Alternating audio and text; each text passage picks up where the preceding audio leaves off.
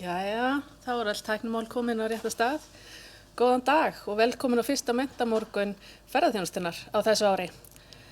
Mentamorgnar í boði Hæfniseturs ferðaþjónustunnar, markaðsstofum landshlutana og samtaka ferðaþjónustunnar.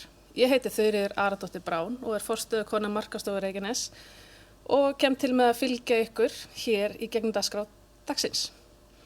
Á þessu mentamorgni ætlum við að setja gestin okkar í sviðsljósið og skoða hvernig upplifun hans verður til frá fyrstu samskiptum og skýrum upplýsingum til þjónustu sem lætur hann finna að hann skipti máli.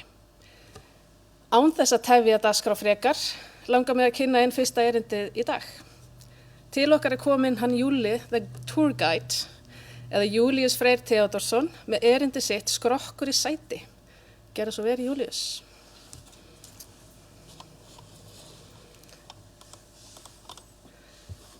Finnum við þetta.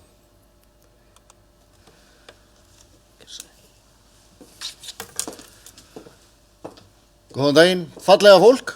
Gott að sjá ykkur ekki akkurat núna, en ég veit af ykkur, ég finn þið hugsið hlýlega til mín. Og þið kannski hugsið mörg hver, af hverju þú? Af hverju ég hérna? Hvað á ég að vita þetta mál? Hver ég? Ég heiti sem sagt Júlíus Freyr Theódórsson. Búinn að vera leiðsögumaður í 16 ár, bý á Akureyri. Held ég ekki mikið þar, það nóg að gera. Og svona mín baksaga svo að ég fæddur á Akureyri.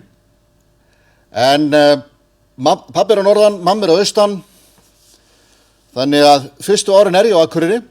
Nema mamma vill fara aftur austur, þannig að pabbi og mamma þau gera smá málamiðlun og við flytjum austur. Eins og við vitum, pabbi sjómaður. Þannig að við fyrir svo til Vestmannaeyja, þar eyði ég svona unglingsárunum, mótunarárunum og gera alla skandalana. Áður en ég elti konu á Vesturland, alveg út til Ólafsvíkur. Bý þar, kenni í grunnskóla, mæli ekki með því, en það frábært fyrir suma. Við flytjum í bæinn, við afplánum hérna í Reykjavík rúmlega 11 ár, áður en við setjum Íslandsmet í Bjartsýni og flytjum út í Hrísey.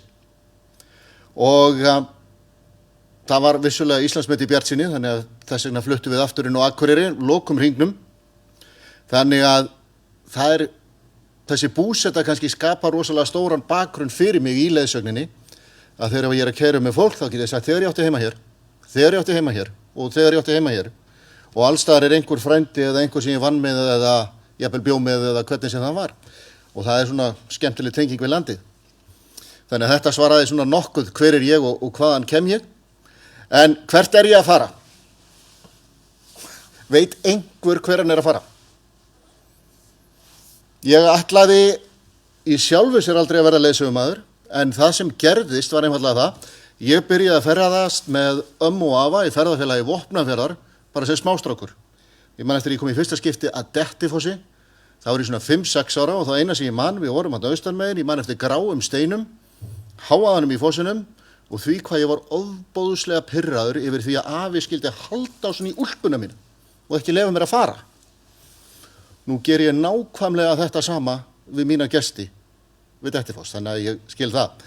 En mér langaði alltaf að vera þessi í sætinu með mækin sem vissi allt og gæti allt.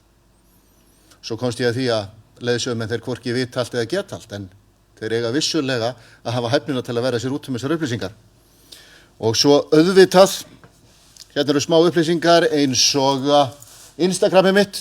Mér finnst að það sé mjög áþreifanlegur skortur á miðaldra karlmönnum í yfirþyngd í flokki áhrifavalda. Þannig að endilega fylgi mér Iceland_tourguide, niðristrik tourguide. Og svo ég á Facebook, það bara Júlíður Tourguide, og svo ég með þessa heimasíðu, Júlíður Tourguide, þar sem ég sel ferðir og þess að þar. En ég leiðsegi sem sagt út allt land, ég ekkert bundin við Norðurlandið, en það landið talsvert stærra heldur en bara þar. Þó að auðvitað sé allt 3 sinnum betra fyrir norðan og það eru vísindalega rannsóknir þar á bakvið. Og ég segi öllum mínum gestum það sé allt 3 sinnum betra fyrir norðan. Bý bara til brandar á því. Sérstaklega ef ég að fara með hóp norður og þá ég búið heila þó þegar við komum norður og þau trúa því. Nema það og já, með bílstjóra sem var eitthvað efast þetta. Nei, þetta bara bölvu vitleysið, Júlí. Þú ert ekki að segja svona við fólk. Þannig við fórum aðeins að googla og reyndar þá komumst við að því að Norðurlandi 4,2 sinnum betra en Suðurlandi. Og maður þarf alltaf að finna sér einhverja tölfræði sem hentar manni best. og þetta byggist á því að þetta var árið 2000 til 2020 cirka, þá var þetta fjöldi daga sem hiti fór yfir 20 gráður. Nær 200 á Akureyri og umtalsvert færri hér fyrir sunnan. Við skulum ekki blaðra þetta. Ég ætla að tala skrokka í sæti. Erum við bara með skrokka í sæti? Stundum upplöfum við þetta. Erum við bara að fylla sætin eða erum við að reyna að skapa minningar fyrir fólk? Það frábært að keyra með fullan bíl, en hvað viljum við skilja eftir hjá fólki? Það hægt að keyra heilan dag, segja rosalega mikið en skilja ekkert eftir. Og það þá okkar leiðsögumanna að skapa þessar minningar. Að skapa minningu getur verið jafn einfalt og flókið, segja góðan brandara á réttum tíma eða ná að tengja við fólk. Erum við að stoppa? Erum við svo upptekin á prógramminu að við bara æðum í gegn? Þegar við keyrum gullhring, nú dætti ég í þessa hólu, þá byrjar þessi saga. Erum við svo upptekin á þessu prógrammi að við komumst ekki út úr því? Þá erum við ekki að skapa minningar, þá erum við bara að fara eftir handriti, þá erum við bara að vinna. Og það ekki það sem leiðsögn snýst Ég veit að vera margir ósammála mér og ég fæ örugglega einhver tölvupóst og einhverja hringingu seinna í dag, mér langar aðeins að ýta við því. Og svona í framhaldi þá við fáum bara 8 klukkutíma miðað við dagsferð. Við erum með svona 8 klukkutíma til að ná að snerta þau fólki. Og hvað gerum við þá tíma? Ætlum við að ná að koma fólki, nú ætlum ég bara að tala út frá Norðurlandi, ég ætla að koma fólki í skipaferð, ég ætla að koma upp á Goðafoss. Ég ætla að gera þetta á sem sársaukaminnstan og einfaldastan hátt fyrir mig. Og síðan, þegar við komum þangað, þá ætla ég að fara inn á kaffistofu, ég ætla að fá mér kaffi, fá mér að borða, kvarta svolítið yfir því að það sé nú svolítið gamalt keksi sem verið að gefa mér frítt á kaffistofunni, eða tala það hvað þessi illa skipulagt, því að við eigum það til að detta í alveg ferlega neikvæðni. Og þessar kaffistofur okkar leiðsögumanna víða land þar eiga það til að verða svolítið svona söðupottur neikvæðni niðurrifs og nöldurs. Þeim alveg skammar mig fyrir það. Það bara mín sanna trú í þessu máli. Af hverju göngum við ekki með fólki? Það eitt, við erum með 40 manns. Við náum ekki að snerta við hverjum og einum. En við stoppum á fyrsta stoppi. Hvernig sköpum við minningu? Þessa tengingu. Þetta getur verið svo einfalt að bara góðan daginn, leggja höndina létt á öxlina á einhverjum. Þá erum við búin að skapa einhverja tengingu. Og það bara betra fyrir okkur. Því að við erum þessi tengipunktur. Við erum mögulega eina manneskjan sem viðkomandi einstaklingur sem jafnvel búin að leggja eða safna alla ævi fyrir einhverju ferð. Við erum þessi tengipunktur við þjóðina, við menninguna, við það sem við að sjá. Við getum gert gott úr vondu veðri. Það okkar að spila úr því. Við kvörtum ekki verið veðri eða öðru. Við þurfum að tengja við fólk. Við þurfum að finna hvar það stendur.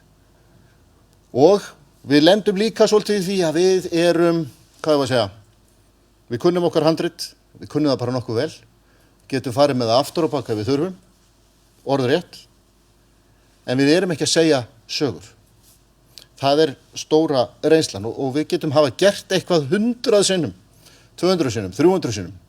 Hversu oft hafa margir hér fyrir sunnan farið gullhring? Hversu oft hef ég farið upp í Mývatnssveit, keyrt skipaferð upp í Mývatnssveit eða dagsferð? En þá vil ég segja reynsla ekki endilega gæði. Það að einhver hafi verið í leiðsögn í 20 ár, það ekki að segja að við séum endilega betri heldur sá sem byrjaði í fyrra, hitti fyrra eða 2-3 ár. Sjálfur ég búin að vera í þessu núna í 16 ár, en ég alltaf stressaður. Ég pínu stressaður fyrir öllum ferðum. Ég með svona smá sviðskrekk og það það sem á að vera. Okkur á ekki að vera saman. Ef við mætum í vinnuna, hoppum við út, byrjum að tala, sumir geta bara hort upp, það var enginn kominn. Það nánast þannig hjá sumir, þetta svo automatist. Og þetta það far sem við þurfum að koma okkur upp úr. Við megum ekki festa okkur í þessu spori svo tryggilega að Við megum ekki hafa þetta of þægilegt. Þetta á að ögra okkur. Ef við ögrum okkur, þá erum við mögulega að skapa þessar tengingar og segja frá. Og ekki þylja upp staðreyndir endalaust. Ég veit að leiðsögunámið, ég hef nú alveg mínar skoðanir á því líka. Ég ætti kannski bara að passa mig og vera ekkert að tala mikið um það. En við erum allt of mikið að tala um staðreyndir. Hafið þið heyrt um Google? Allar þessar staðreyndir eru á Google. Við þurfum að kunna þær, en við tengjum við fólk með því að segja sögur. Við segjum sögur af því sem gerðist. Og við getum laumað fróðleikin í hverja einustu sögu. Þannig fólk læri mest af því að það er óvart að læra. Ef þið eru með börn. Þú segir ekki við börn, já, nú eru 5 gráðu frost úti og í 5 gráðu frost og eftir þetta langan tíma þá getur þú fengið kalsár og puttan. Nei, við segjum, kuldabóli geti bitið í puttan á þér. Þetta er sama leksían, en við erum bara að segja þetta öðruvísi. Við erum að segja þetta þannig að fólk tengi. Það er grundvallar atriði. Og stundum erum við bara, teljum við okkur vera það reynd að við þurfum ekki að laga eða uppfæra sögur eða færa okkur til. Því það er nefnilega miklu auðveldara að vera vanur en að vera betri. Hver einasta ferð á að gefa okkur tækifæri til að taka eitt skref áfram. Margir okkar brandarar, þó við höfum sagt á 1000 sinnum, við þurfum alltaf að hugsa þá. Einhver brandari sem við sögum fyrir 20 árum, hann á kannski ekkert endilega við í nútíma samfélagi árið 2026. Við erum að passa okkur á hverja við erum að tala við. Og við verðum betri ef við hugsum um það sem við erum að gera. En svo er það bara, spurningin er, hvernig verðum við betri?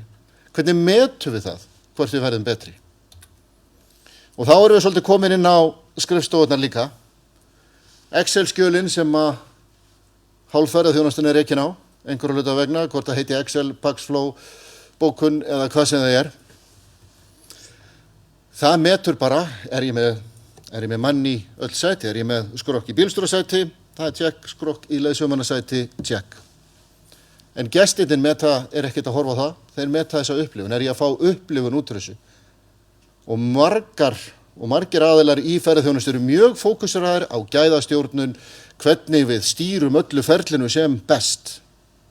En svo kemur að því, við erum að veita þjónustuna, leiðsögumenn veita þjónustuna, hvernig metum við þau gæði?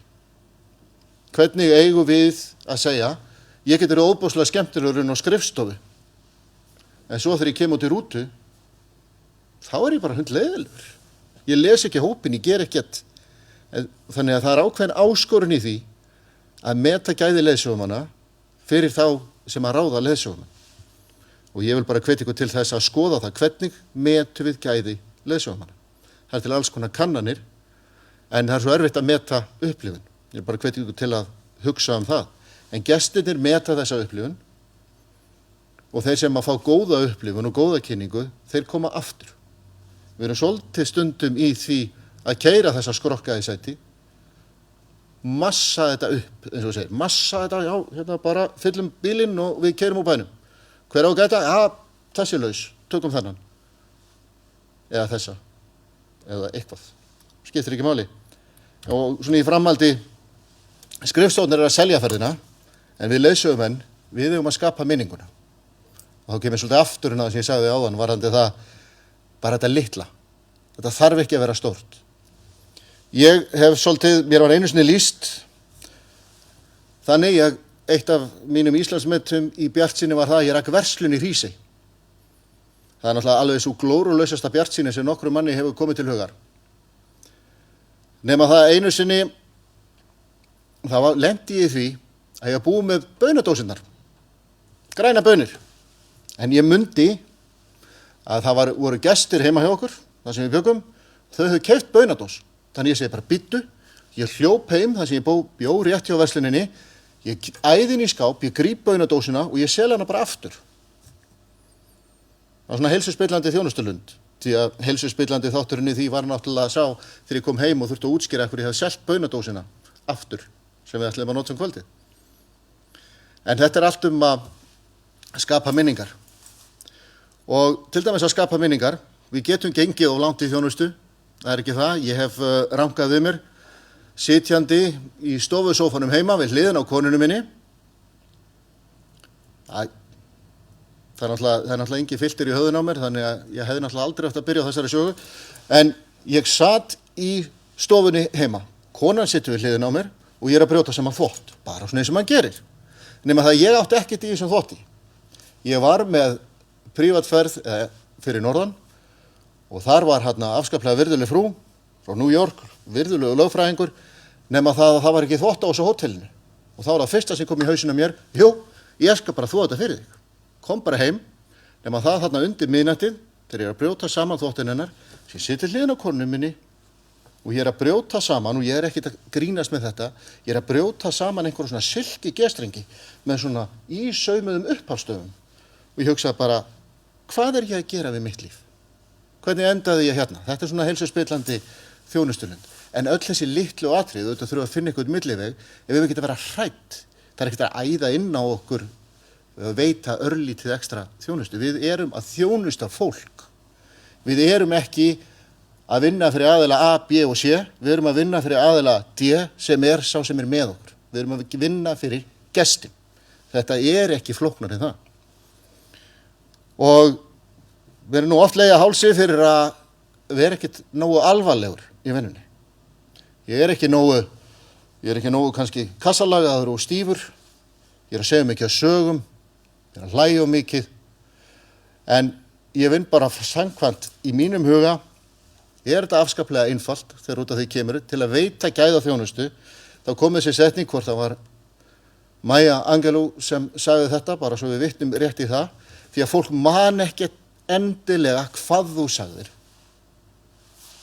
Það man hvernig ég leið. Og það er það sem að ferðaþjónusta gesturisni gengur út á. Við erum ekki með pax, við erum ekki með fjölda, við erum með gesti. Og hvernig erum við alin upp, hvernig tökum við á móti gestum? Við tökum vel á móti gestum, við veitum þeim eins og við getum, miðlum því sem við vitum og reynum að njóta þess. Því að við njótum ekki þess sem við erum að gera, þá erum við ekkert að vinna okkar vinnu, ef að segja bara alveg eins og er.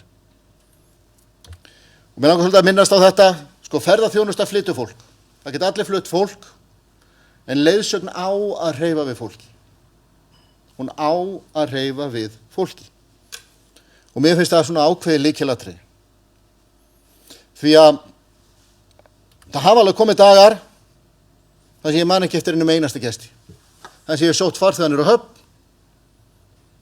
Ég bara tel eftir 25, keyrum á stað, tekka á því á hverju stoppi. Ég er með 25 gesti, ég man ekkert andlitin á þeim.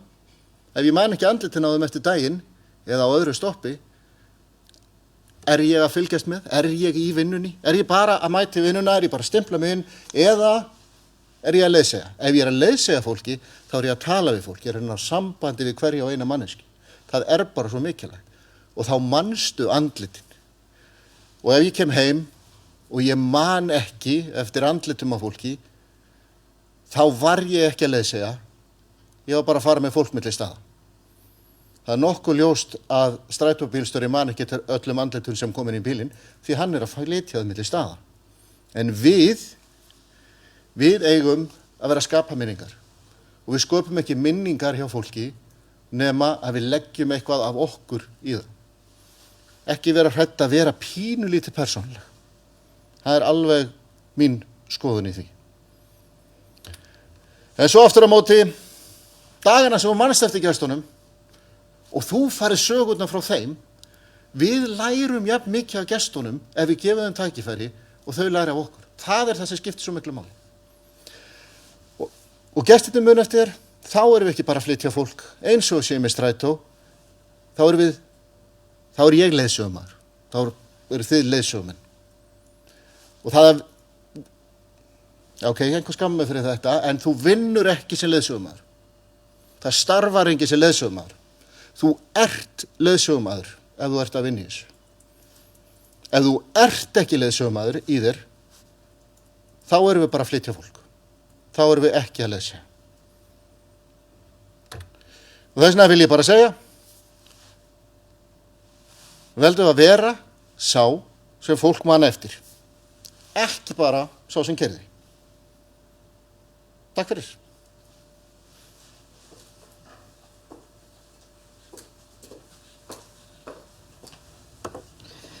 Kærar þakkir fyrir þetta, Júlíus. Og bara mjög mikilvæg skilaboð til okkar allra. Hvar erum við að búa til verðmæti og fyrir hvernig erum við að skapa þessi verðmæti? Hversu mikils virði eru minningarnar sem við erum að skapa? Hverju erum við að velja til þess að standa í forgrunni fyrirtækisins og ekki síður hvernig erum við að undirbúa okkur eða undirbúa þau að takast á við verkefnið? Bara fullt af punktum sem ég tek með mér úr þessu og með sérkvæmum gestir erum við að vinna með tilfinningar, búa til talsmenn og bæta svolítið við þessa fjölskyldu okkar, íslensku fjölskylduna og byggja grunn fyrir drauma og væntinga annara sem ennþá eru undirbúa ferðina sína með þeim sögum og minningum sem við höfum nú þegar skapað. Og spurningin erum við að flytja skrokka eða skapa minningar? Þannig að ég hlakka til að heyra í Hildi sem ég ætla að bjóða núna til okkar. En Hildur Einarsdóttir forstjóri Advania og fer yfir mikilvægi þeirra þjónustu sem við veitum með erindinu mikilvægi þjónustu veitingar frá sjúkling til tæknistjóra. Gjörðu svo vel, Hildur. Finna glærnaðinnar. Byrja rétt stað.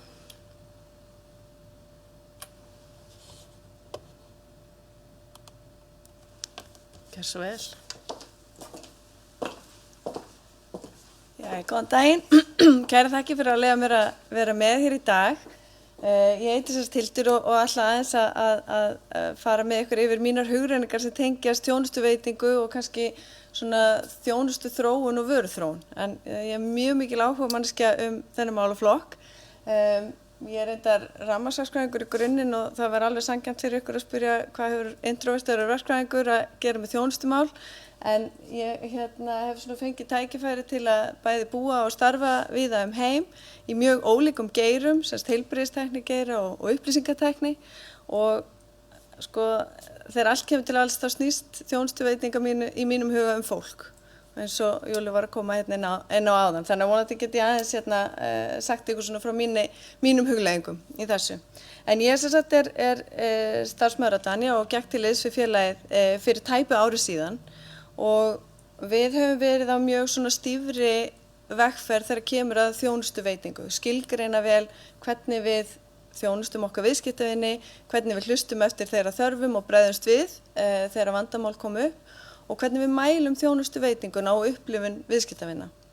En okkar sýn, hún byggir mjög mikið á þessum svona þríhöfða þurs sem að margir kannski þekkja úr fræðunum. Þetta byggir á rannsóknum og ritum frá Harvard-háskóla sem að hafa rannsakað fyrirtæki sem að þykja vera framúrskarandi og þau eiga eiginlega alltaf þrennt sameiginlegt. Þau eru mjög góð eða þau eru ásættanlega góð í þessum 3 þáttum sem ég fer aðeins yfir en þau eru framúrskarandi í einum. Og það var mjög skýrt í þessum rannsóknum að fyrirtæki sem að sköruðu fram úr þau höfðu valið sér einn af þessum 3 þáttum til að virkilega keyra á. Einn af þessum þáttum sem hægt að velja operational excellence og þau fyrirtæki eru oft mjög fókuseruð á kostnaðargrunninn sinn. Þau eru að reyna að skila þjónustu eins hratt og þau geta í mark. Oft eru þetta fyrirtæki sem hafa bestað alla ferla algjörlega til dauða, bara algjörlega í gegn og eru stundum dálítið langt frá viðskiptavinunum sjálfum. Gott dæmi fyrirtæki sem hefur skalast með þennan fókus McDonald's til dæmis. Stundum kemur það niður á kannski þjónustuveitingunni eða framþróun í vöruframboðinu en þarna kostnaðarbasinn svona það sem í fyrirrúmi. Product leadership önnur leið sem að fyrirtæki fara og þá verður svona varan eða þjónustan algjör hetja. Ég get af því ég nefndi áðan, ég kem svona úr heilbrigðistækni geiranum og mikið af lækningatækja fyrirtækjum að koma af þessari vegferð, þar sem að vöruþróunin og tæknin hetjan. Og þau eru reyndar mörg svona að færa sig yfir í þennan 3. þátt sem heitir Customer Intimacy, en svona kosturum við að vera fókuseraður á vöruna eða þjónustuna að það mikil framþróun í gangi og þú ert ofta að leiða markaðinn. En hættan svo og sérstaklega kannski í svona það sem að snertir tækni að fara að búa til vöru sem við kallum svona tech for tech. Það maður að nýta tækni bara því að það tæknilega hægt. Það ekki endilega það sem að viðskiptavinurinn þarf á að halda eða getur borgað fyrir. Og svo þriðji þátturinn og það sá sem að við höfum svona kosið að einblína á eins mikið og hægt og það customer intimacy. Og það þetta svona, og mann vantar alltaf svolítið íslensku orði fyrir þetta og customer centricity, en þetta snýst í grunninn að sitja vel og skilja vel þarfir viðskiptavina og væntingar og svona tryggja það að sú þjónusta eða þær vörur sem að maður að bjóða upp á, hún uppfyllir þær þarfir og þær kröfur. Og í mínum huga þá samkennd algjör lykill að því að geta verið customer centric. Við í íslensku stundum nota samkennd svolítið á einkennilegan hátt, ég held við sem stundum að rugla saman við að vorkenna einhverjum eða á einhvern svona væminn hátt, en samkennd í rauninni snýst annars vegar að geta sett sig í spor annara en ekki síður að geta skilið þeirra umhverfi og hvaðan þeir eru að koma. Og ástæðan fyrir því að ég hef svona mikinn áhuga á þjónustuveitingu að ég lærði þetta sem ungur verkfræðingur þegar ég hafði ráðið mig til starfa hjá Össuri árið 2008 og þar átti ég eftir að starfa 16 ár. Og ég lærði þessa setningu sem ég vildi reyndar ekki setja upp á glæru sem og þið bara afsakið tungumáli assumption is the mother of all F-ups. Að við getum aldrei ályktað of mikið þá sem við erum að þjónusta. En á þessum tíma þá var ég verkfræðingur í þróunardeild og mitt hlutverk var að þróa tölvustýrð stóðtæki. Stóðtæki eru lækningatæki fyrir einstaklinga sem hafa misst útlimi, hvort hendur eða fætur, og ég var að þróa mótorstýrt gervihné. Og ég ætla ekki að byrja að útskýra fyrir ykkur af hverju það svo geggjað að nota mótor í gervihné því þá verðum við hér þangað til í næstu viku. En þetta var algjör umbreyting á markanum og gerði fólki sem glímdi við mikla fötlun kleift að ganga, sem að það hefði ekki getað gert með svona hefðbundnum stóðtækjum. Á sama tíma við vorum að þróa þessa vöru þá voru að koma mjög mikið særðir einstaklingar inn á herspítala í Bandaríkjunum bæði úr stríðum frá Írak og Afganistan. Og þetta voru einstaklingar sem þurfti að kappkosta að koma á fætur af klíniskum og ástæðum og þarna voru við beðin að koma og taka þátt í að hjálpa við það. Og þannig ég eyddi mestu mínum tíma á Walter Reed herspítalanum í Washington DC, þarna fyrstu árin hjá Össuri og þar var ég að vinna með þessum góðu vinum hér sem eins og þið sjáu glímdu við miklar fatlanir. Við tala að það vanti kannski báða fætur, mjaðmælið, hendur og svo framvegis. Og það var mjög fljótt ljóst að það þurfti bara allir sem gátu hjálpa til. Ég átti bara að vera verkfræðingur og forrita eitthvað á bak við tölvuskjá.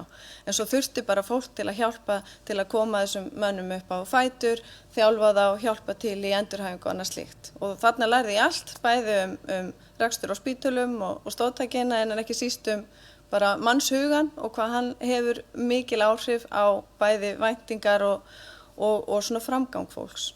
En á hverju mótni þá fórum við yfir sjúkraskrár þeirra einstaklingar sem við myndum hitta þann dag. Það voru yfirleitt kannski 30-40 manns sem við sáum fram á að hitta þann daginn og á blaði þá var þetta allt sami prófílinn. Það voru ungir strákar, þeir komið frá mjög svipuðum bakgrunni, pabbi hafði verið í hernum, afi hafði verið í hernum, þeir voru allir mjög líkamlega vel á sér komnir, þeir fengið sömu þjálfun, höfðu lent í svipuðum slysum og fengið sömu læknisaðstoð fljótt eftir. Þannig að í grunninn var mjög auðvelt að horfa á allan annan hóp og segja, herðu, hér bara, þessir einstaklingar þurfa allir sömu þjónustu, sömu vöruna, sömu aðferðafræði, sömu endurhæfingu, sama klapp á bakið.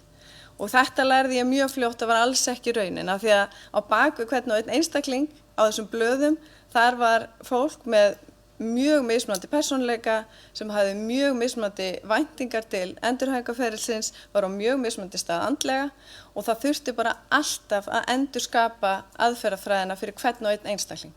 Og þetta sat svo með mér af því að þetta var mjög svona fyrir mekanist tengiðan einstaklinga eins og mig að bara hér maður sem vantar á fót, ég með fót, ég get rettað þessu. Þetta var rosalega góð leið til að ná sér niður á jörðina og átta sig á því að þetta allt svo mannlegt. Og það svona held ég að það alveg sama í hvað geira við vinnum, hvort sem það í ferðaþjónustu, upplýsingatækni eða í heilbrigðiskerfinu. Við þurfum alltaf að hafa í huga að við erum að þjónusta fólk og einstaklinga og við þurfum að reyna að nálgast það á þeirra grundvelli. Og að því að ég veit að þið auðvitað mörg þekkið á að hafi komist í kynni við mismunandi þjóðerni, þá held ég að persónuleiki sé eitt sem að svona stýri því svolítið hvernig þjónustuveitingu fólk ætlast til að fá, en menningarheimar annað. Og það annað sem að ég held að sé bara mjög mikilvægt aftur sama í hvað geira maður starfar að hafa svolítið skilning á því. En aftur að þríhöfða þursinum og þarna ef maður ákveður að setja svona viðskiptavinin í forgrunn, og ég hef nú svona haft tækifæri bæði til að vinna með og vinna fyrir fyrirtæki sem hafa farið mismunandi leiðir í þessum þurs. Ég veit ekki af hverju kalla hann þurs, en hann bara svo mikilvægur í ákvarðanatöku og stefnumörkun. En mér hefur hugnast mjög vel að fara þessa leið að setja viðskiptavinin í forgrunn, af því að á minni reynslu þá dregur það allt annað með sér. Ef þú skilur viðskiptavinin vel, skilur hans þarfir, þá mun vöruframboð og þjónustuframboðið, þú velur það átómatist betur en þú hefðir áður gert. En eitt af þeim, og svona það eru alls konar þættir sem maður þarf auðvitað að hafa í huga, en relevans svona sá sem að mér finnst hvað mikilvægastur, af því að þetta snýst allt að við séum að veita rétta þjónustu á hverjum tímapunkti og við séum svona partner fyrir okkar viðskiptavini, alveg sama í hvað geira aftur við erum að starfa, og maður sé ekki endilega íta einhverju sem að mér finnst rosalega mikilvægt fyrir mitt fyrirtæki. Ég að íta því sem að ég held að sé mikilvægt fyrir viðskiptavini. Og bara sem gott dæmi, það eru auðvitað fyrirtæki allt land sem eru að stefna mjög langt í gervigreindarvegferð, og stundum fá við fyrirtæki sem að hafa mjög háleit markmið með mjög vel skilgreind verkefni sem þau vilja fara í. Stundum þarf ekkert rosalega tæknilega flóknar lausnir til að leysa þessi verkefni. Stundum þetta bara makro í Excel, talandi Excel. Þannig og þá svo mikilvægt að maður sé að veita þá þjónustu. Maður sé ekki að íta flóknu, þungu lausnunum, maður sé bara að leysa vandamálin fyrir viðskiptavin.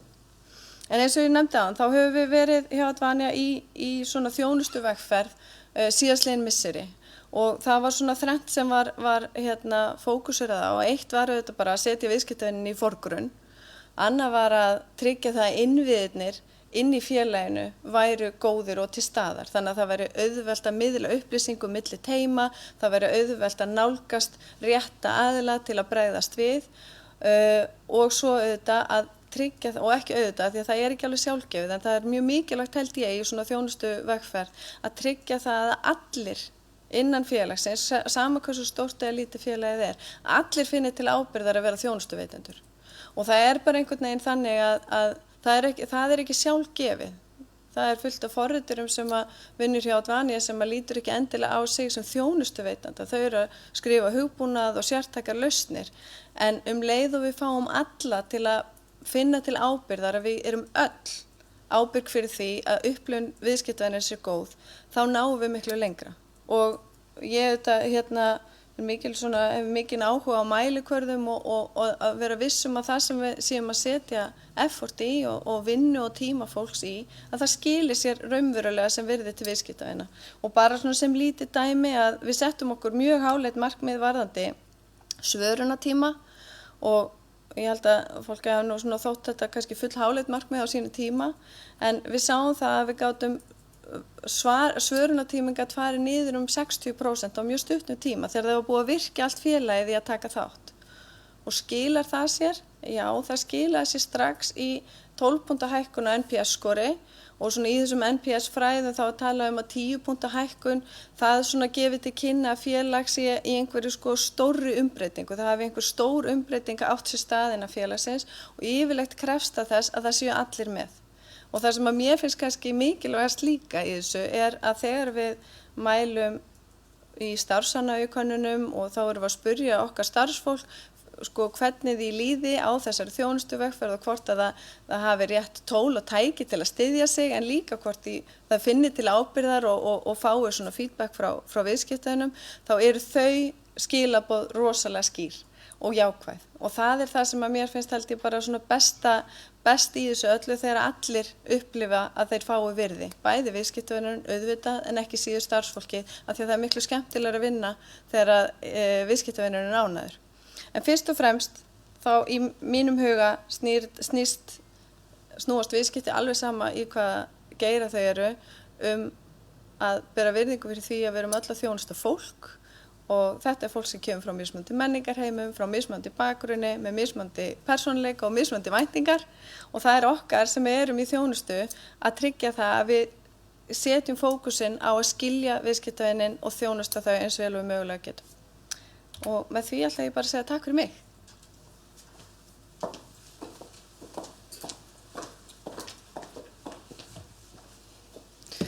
Kæra þakkir fyrir þetta, Hildur.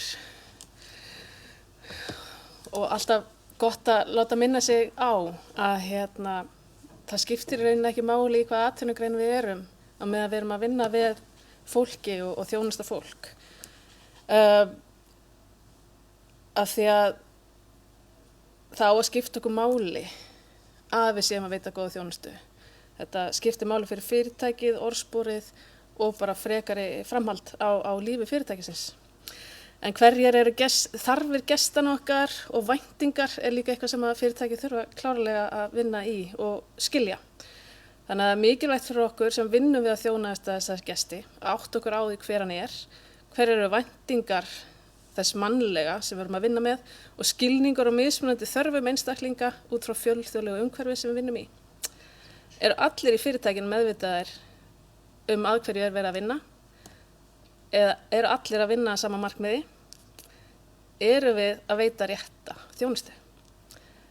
Ólína, þú ert næst og ætlar að fara aðeins yfir erindi út frá þörfum gestanna. Spegill, hvernig endurspeglum við þarfir gesta okkar í gæða þjónustu? En þetta erindi frá Hæfnisetri ferðaþjónustunnar. Og ég ætla að finna fyrir þig Glærandi bakkann.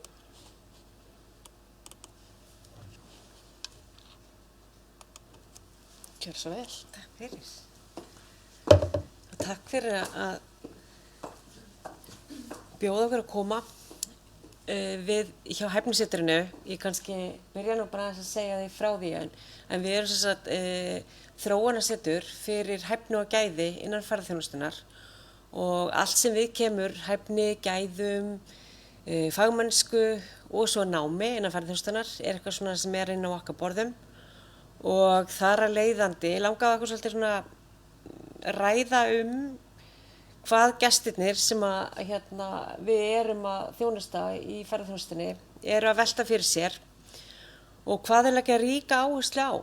Hvað eru þau að velta fyrir sér þessa dagana? Og við erum svolítið svona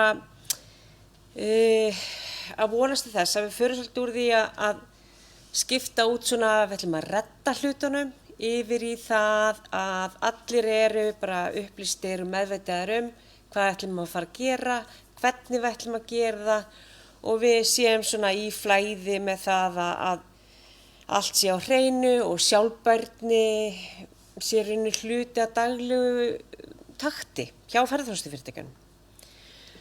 Við ætlum svona veltaði fyrir ykkur hvernig við förum ekki bara á vaktina, heldur mætum inn í augnablikið með gestunum þar sem við erum að passa upp á að við séum að mæta sér samkeppnishæfni sem þarf að vera til staðar og á sama tíma að endurspegla upplifun og upplifun getur farið fram rauninni hvar sem og þessi mynd af henni dóttur minni, mér finnst svolítið svona það snjór, það vetur en það má stunda og heimsækja Ísland á öllum stöðum og tímum hvar sem og gera það sem að mann finnst skemmtilegt. En hvað skiptir gestina mestu máli? Gestir, þeir endurspegla nefnilega upplifunina á vali sínu með hegðunni og með væntingunum sem að þeir segja okkur frá og þetta er ekki svona spurning hvað við erum að bjóða, heldur hvernig þeir upplifa þetta. Gestirnir eru nefnilega að senda einhver skýr skilaboð og þeir eru svolítið að kalla eftir breytingunum og við þurfum svolítið að líta kannski inn á við og spyrja okkur, eru við að hlusta á gestina, heyrum við hvað þeir eru að segja. Og það sem við verðum að hafa í huga er að þegar þeir koma, þá finnst þeim skipta gríðarlega miklu máli hvað það er sem við erum að bjóða upp á og ég ætla að segja ykkur frá þessu. Það var rannsókn sem var unnin af Guide to Iceland og Gallup núna bara í desember og janúar og þar var meðal annars verið að skoða hvað svona vegur þyngst hjá gestunum þegar koma og upplýsingar fyrir komu og meðan á dvöl standa upp úr, síðan skýra væntingar og samræmd þjónusta með áherslu á öryggi. Þetta er sem ekkert nýja fréttir fyrir okkur, en það er ofboðslega gott að fá samt gögnin sem staðfesta að það hefur rosa lítið breyst. Þetta er ennþá það sem skiptir mestu máli. Að þau viti hvað þau eiga að búast við og að þau fái þessu upplifun sem þau vilja og allstaðar þar sem við skoðum gögnin, þá er það að þau séu örugg. Að þau séu að ferðast til land sem eru örugg, að þau fái þjónustuna og það sé allt öruggt með það og ekki síst að upplifunin og væntingarnar séu í takt við það sem þau lögðu upp með. Í ferðaþjónustuvikunni núna í janúar þá var meðal annars könnun sem KPMG framkvæmdi og síðan var erindi frá Íslandsstofu þar sem var verið að ræða samkeppnisstöðu Íslands bara þessa dagana. Og það er sem liggur svolítið í loftinu að samkeppnishæfnin okkar, hún er að herðast. Og það sem bæði kom frá KPMG og Íslandsstofu er að það eru ýmsar leiðir til að bregðast við þegar að samkeppnin herðist. Og þetta voru svona dæmi sem komið fram í ferðaþjónustuvikunni að það var rætt að það er hægt að leggja áherslu á þessa lætisferðamennsku eða slow tourism eins og hún er nú kölluð og það er hægt að draga fram fleiri svona menningaupplifanir og leggja áherslur á þær og þær eru nú margar framundan hjá okkur þannig að að gera fyrir alla að blanda þessu inni og síðan var nefnt þessi Coolcation og Coolcation það er nú eitthvað svona sem kannski var svona nýjast af því sem maður heyrði. En það sem þessi ferðatrend eiga öll sameiginlegt, það er að, á yfirborðinu þá er þetta svona eins og þetta séu ferðamenn ólíkum áttum. Einhver sem vill hægja á sér, njóta, gefa sér tíma, meðan að síðan aðrir eru að horfa til viðburða eða njóta menningar eða eitthvað slíks og síðan er það þessir sem að flýja hitann og vilja fá svalan frá íslensku náttúrunni og vilja fá kannski bara raunin en nefnilega hægðina í leiðinni. Þannig að þegar maður horfir síðan á þessar áherslur sem þau lögðu fram, þá sér maður svona fljótt á litið að þær eiga mjög margt sameiginlegt og tala mjög vel inn í hvor aðra. Vegna þess að það er náttúrulega ekkert betra en að vera í íslenskri ferskri náttúru og anda sér súrefninu og njóta rólegs takts á sama tíma að anda að sér menningu eða matagerð eða hvað sem það er. En það sem að þessar áherslur samt kalla allar á og verður svolítið að hafa í huga er að þær kalla á meiri nákvæmni, meiri samskipti og meiri stöðuleika. Þannig að það er svolítið gott að horfa á burtséð frá hvaða áherslur fyrirtækin leggja á sig, að þá eiga þær alla þetta sameiginlegt með nákvæmni að það er mikilvægt að við séum að horfa til þess að það sem við erum að gera þarna sé skipulagt, að við séum að vera með samskiptin sem skila því sem að fólki vill sjá og það sé stöðuleiki eða svona sé ekki sér frávik sem að við viljum sjáum gjarnan. Þannig að við segjum breytingin sem við viljum sjá núna, hún hægjum á ferðinni og dýpkum upplifunina. Og hvernig gerum við nú það? Skoðum meðal annars hvernig þá hæglætis ferðamennska raungerist í okkar starfi. Í stað þess að þjóta á milli staða þá hönnum við ferðalag sem lengri dvöl á færri stöðum. Þannig fá gestirnir svigrúm til þess að takast á og kynnast umhverfinu, þeir ná að svona dýpka upplifunina og ferðast á svona effortless, íslenska orðið þá svona árenslu lítið ferðalag sem nú draumur flestra held ég bara. Og þá erum við alltaf að horfa til þess að við erum að hanna þetta með aðgengi allra í huga og við viljum skilja erfiðleikastigin sem að fylgja viðkomandi hóp. Það mikilvægt að lesa hópinn, lesa þarfirnar. Einhver með hækju? Einhver sem kasólétt eða með pínlítið barn? Það ýmislegt sem að læðist í þessum hópum og það þurfum við að aðlaga þetta að okkar. Þannig að við séum alveg viss það að við séum að bjóða upp á aðstæður sem henta öllum. Sama á við væntingarnar. Að við veitum nákvæmlega upplýsingar hvað við ætlum að gera. Ef veður versnar, hvernig breytist þá ferðin? Verður ferðin? Hvað getum við gert í staðinn? Og þá fáum við starfsfólki okkar sem til þess að bregðast við og þá þetta svo mikið, fólki þjálfað í því að bregðast við. Það selur óveðri, eins og Júlía sagði. Það selur að það segja ævintýri að lenda í breytingu. Og svona, það náum við svona að gera þetta ófyrirsjáða að einhverju sem hluti af upplifuninni, ekki bara svona uppspretta vonbrigða. Og þetta rosalega mikilvægt. Sama svona með samskiptin, að þau séu tímasett. Við sendum ekki 5 mínútum, við erum búin að vita það með góðum fyrirvara að það séu mögulega breytingar á veðri. Látum vita tímalega, beinum upplýsingunum á staðinn til fólksins þar þau nær strax til þeirra og þarna kemur aftur að því að það er svo mikilvægt að þekkja markhópinn sem við erum að þjónusta hverju sinni. Vegna þess að ef þú ert með hópa eldri fólki þá þarftu að hringja mögulega í það, það óvíst að lesa tölvupósti sinn. Ef þú ert aftur með hópa setakynnslu einstaklingum að þá munu þau aldrei lesa tölvupóstinn og munu ekki fá skilabúðin, en ef þú setur þetta á Messenger hjá þeim, þá munu þau alveg pottþétt fá þetta. Þannig við verðum að þekkja og vita hvernig hópur þetta sem við erum með. Og svo þurfum við líka að fá samfélagina sem við erum í þessari þjónustuveitingu með okkur. Að þau séu þessi samstarfsaðili sem að deila þessum svona gæða viðmiðum með okkur.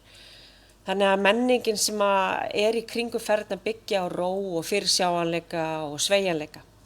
Og við lærum að hverju fráviki og við fínstillum verklagið og þannig náum við svona að dýpka þessa upplifun með gestunum óháð því hvort að eitthvað komi upp á eða ekki.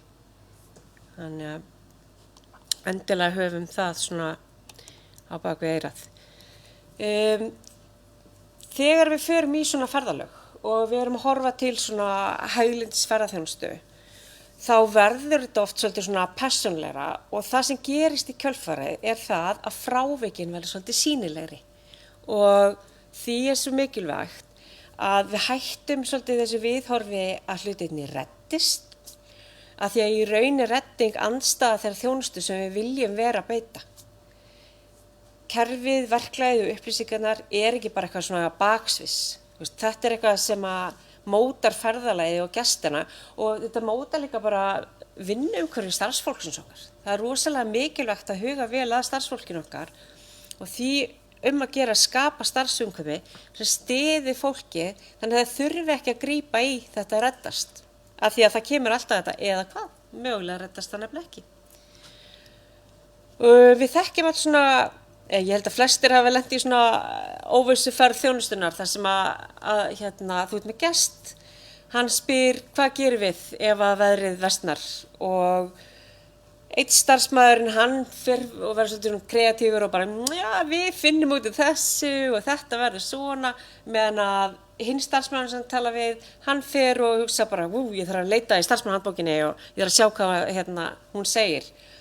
Og þarna koma svona mismunandi skilaboð gesturinn verið óöruggur jafnvel og þetta akkurat það sem við viljum svona breyta þannig að upplýsingarnar séu til staðar, starfsmenn geta verið svona rólegir og tekist á við þar sem þeir lendi í hverju sinni.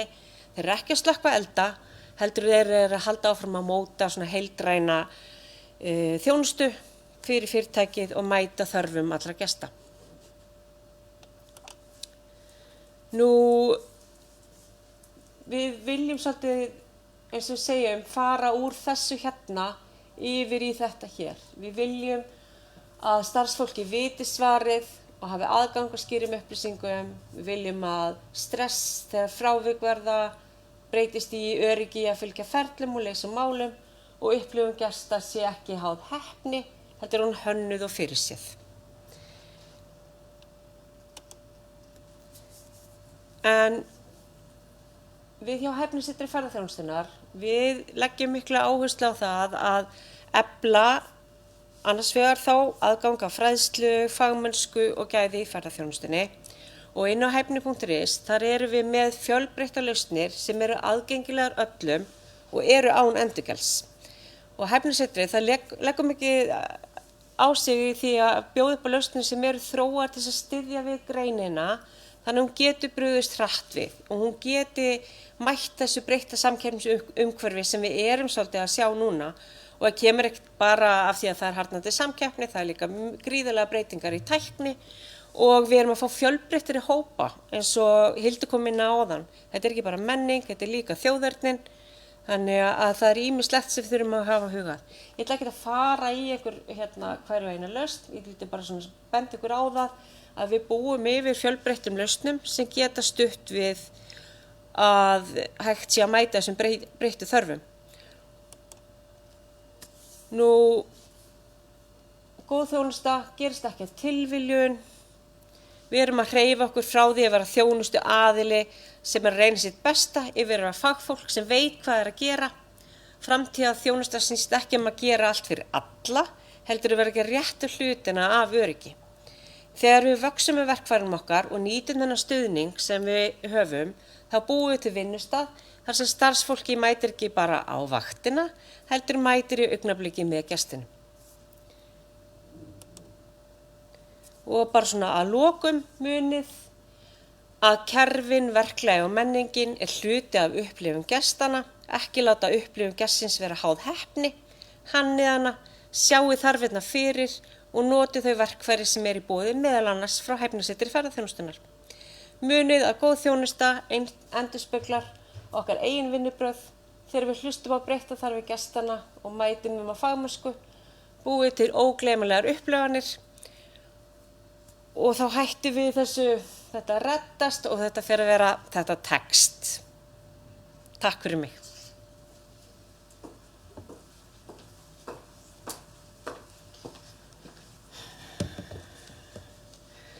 Dásamlegt.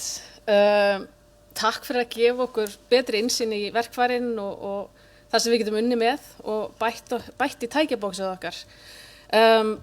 Nú það náttúrulega undir ykkur komið að skoða og nýta. Það er mikilvægt fyrir okkur öll sem vinnum í ferðaþjónustu á Íslandi að horfa til þess að við erum öll í sama liði, hvort sem það til að upplýsa gestum landið, taka mótið þeim eða skila þeim af okkur.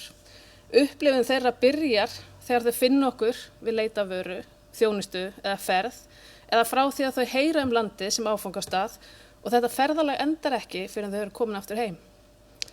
Það er okkar allra að tryggja að væntingar séu raunhæfar og upplifun þeirra hér á landi standist þær væntingar sem við sköpum, hvort sem við fylgjum handriti eða fyrirframgefnum skilaboðum, gerum þetta að einlægni. Og berum virðingu fyrir þessu sterka mannlega þætti sem gerir ferðaþjónustuna svona frábæra atvinnugrein að vinna við. Það er komið að lokum hjá okkur í dag og mig langar að þakka gestum okkar fyrir áhugaverð erindi og innlegg fyrir hönd samstarfshópsins en upptaka af þessu streymi er aðgengileg á hæfni.is eftir daginn í dag. Facebook síðu Hæfnisetursins og á YouTube síðunni þeirra. Á vefnum jafnframt að finna ýmsan fróðleik eins og Ólína kom inn á. sem getur aðstoðað ykkur og okkur við að þróa og móta gæðastefnu og samskipti við gestin. Hjá Ferðamálastofu og SAF má jafnframt finna upplýsingar gæði og kröfur sem við setjum okkur í þessari atvinnugrein og þá geta ferðaþjónustuaðilar allt land leita til sinnar markaðsstofu að innblæstri leiðarvísi, samtali og stuðningi í þessari vegferð. Að lokum vil ég þakka ykkur sem að heima sitjið og horfið fyrir áheyrðina og hvetja ykkur til að fylgjast með menntamorgnunum okkar í vetur og fram á sumar þar sem við tökum fyrir fjölbreytt málefni sem snúa að hæfni, gæðum og fannmennsku í ferðaþjónustunni. Takk í dag.